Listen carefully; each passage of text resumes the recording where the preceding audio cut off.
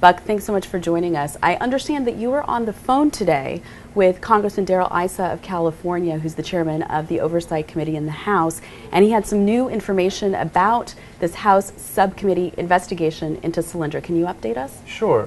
Congressman Issa actually was running a conference call that had to do with the Fast and Furious investigation, but he did touch briefly on a new development with regards to Solyndra, which is that the Congressional Committee is going to be looking at it in a broader sense. They want to look at why did these loans go through? They want to look at any political influence that was brought to bear at different points in the process, because there's a sense now that the entire loan guarantee that they were going through wasn't really utilizing best practices, and they want to look at exactly how these went through, why they went through, and make sure that everything was done on the up and up. So, Buck, the House subcommittee is expanding its investigation from Solyndra to the entire renewable energy program under the Department of Energy and how these loan guarantees went through? I think the congressman may have characterized it more as sort of the focus broadening beyond just Solyndra as a result of the hearings. They are going to be looking into that.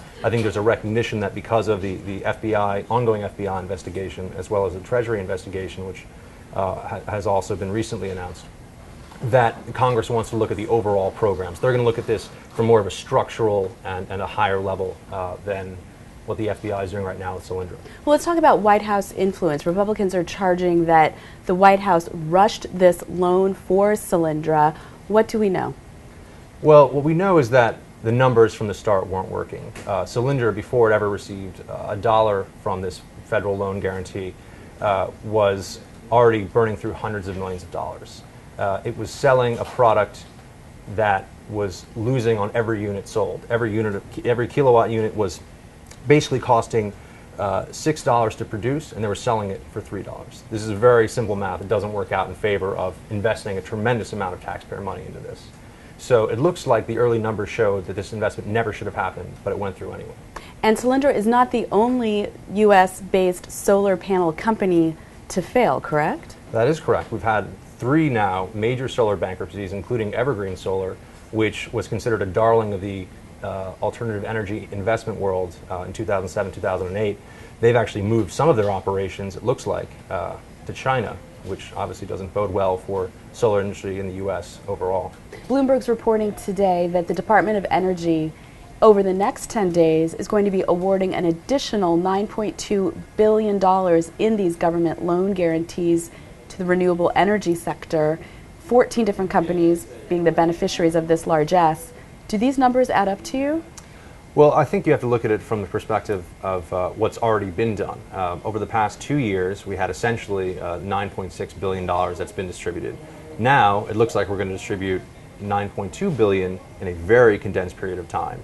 Given that we're questioning the merit and the wisdom of the entire program, it looks like it would be impossible for these loans to go through without it just being clearly political in nature.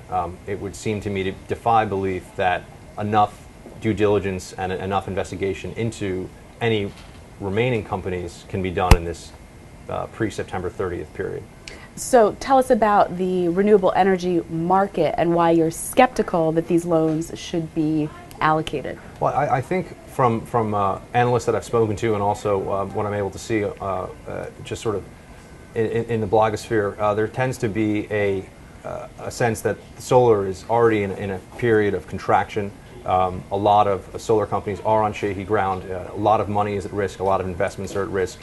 And given how much money has already been distributed to these companies, I think it is at a point now where it would clearly be beneficial to take a look at how are those companies doing. I think we have a right to know if taxpayer money is being used to prop up other failing companies, if there are other Solyndras out there, before we possibly create more. And you've said that 3 solar companies, Solyndra being one of the 3, have gone belly up, toes up. That's correct. Evergreen Solar was another one. Evergreen was considered a darling of the alternative energy investment community in 2007 and 2008. And now it's actually breaking up and moving some of its operations to China. So the renewable energy market is still pretty questionable, fragile? I would have to say that it seems to be on shaky ground to begin with, and the idea that we would risk substantial taxpayer dollars now, given what we do know as a result of Solyndra, would be irresponsible. What do you say, though, to the argument that, well, that's what government investment is for, are for potentially hugely profitable or transformative markets where private investors are a little too fearful to tread, like, for example, the internet, which people point to as that started as a government investment program. Right. Well, I think we can draw a distinction between particularly research and development and actually the marketing and sale of a product for a company that's already in existence.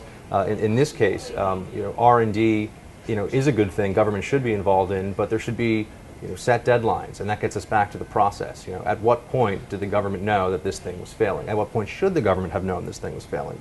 It's not to say that there couldn't be examples where the government, for national security reasons, which energy actually does, as we know, tie very directly into national security, the government may want to be involved in some sort of energy investment on that basis. But it would have to be very strictly defined as to what we're looking for, and there would have to be cutoffs.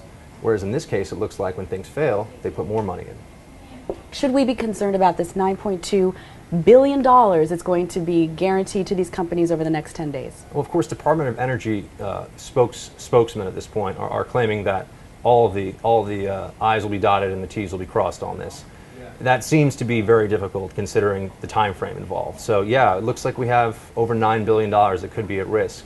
And this also is in an environment where solar is already in trouble. Solyndra CEO and CFO are set to testify on the Hill in Congress on Friday. What do you expect them to be asked? I think they're going to be asked, first and foremost, was influence brought to bear on this decision?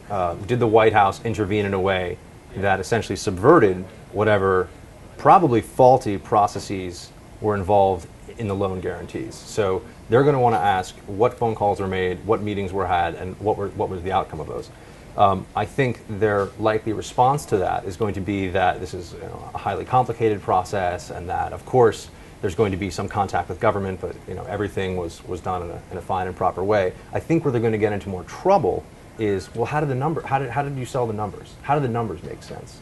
Last question. Congressman Henry Waxman and Congresswoman Diana DeJette, both Democrats, they've written a letter to the chairman of the subcommittee saying that they want to hear from the investors in Solyndra to find out if this was, at the time, a smart investment. Are these Democrats trying to provide political cover to the White House, do you think?